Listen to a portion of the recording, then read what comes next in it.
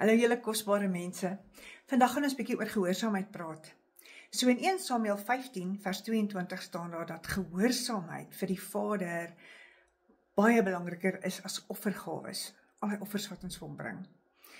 Ek luister die week na 'n preek wat weer gaan oor Haggai. So Haggai is een van die laaste profete daar in die Ou Testament. En die Israeliete is weer terug Jerusalem toe en een van die opdragte wat hulle gehad het is om die tempel weer te herbou. En hulle het begin daarmee en toe gebeur die lewe.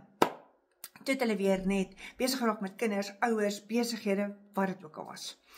En besluit dat die tempel se herbouery nie regtig 'n ding is wat nou moet gebeur nie.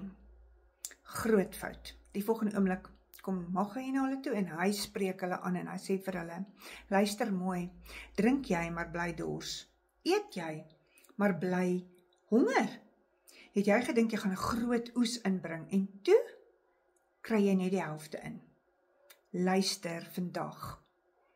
Wanneer die Vader jou geroep het om iets te doen en jy doen dit nie, dan is sy seëninge nie op jou werk nie. So, hy sê toe vir die volk, hulle moet luister en dadelik weer met die herbou van die tempel begin. En hulle was jammer en het verskoning gevra en het begin. Hy sê toe ook vir hulle, skep moed en begin net met die werk, sodat die Vader elkeen van sy beloftes in vervulling kan bring. Hoe awesome is dit nie? Hy wil sy beloftes oor elkeen van ons in vervulling bring.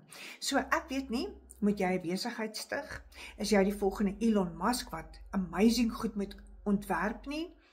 Moet jy met ouer mense werk? Moet jy met klein kindertjies werk? Moet jy gaan skool hou? Presies wat dit is waarvoor jy geroep is nie, maar jy weet.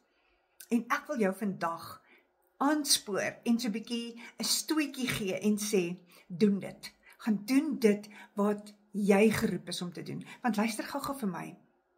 Jy is vir 'n spesifieke ding gemaak. En as jy dit nie gaan doen nie, is daar nageslagte wat tekort gaan hê as gevolg van die feit dat jy nie jou roeping uitgeleef het nie. Kom aan, jy wil nie laat dit gebeur nie.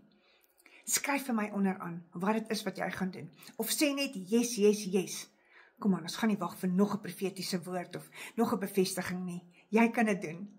Ek moedig jou aan en ek is so opgewonde om julle getuienisse te hoor. So tot volgende keer. Totsiens.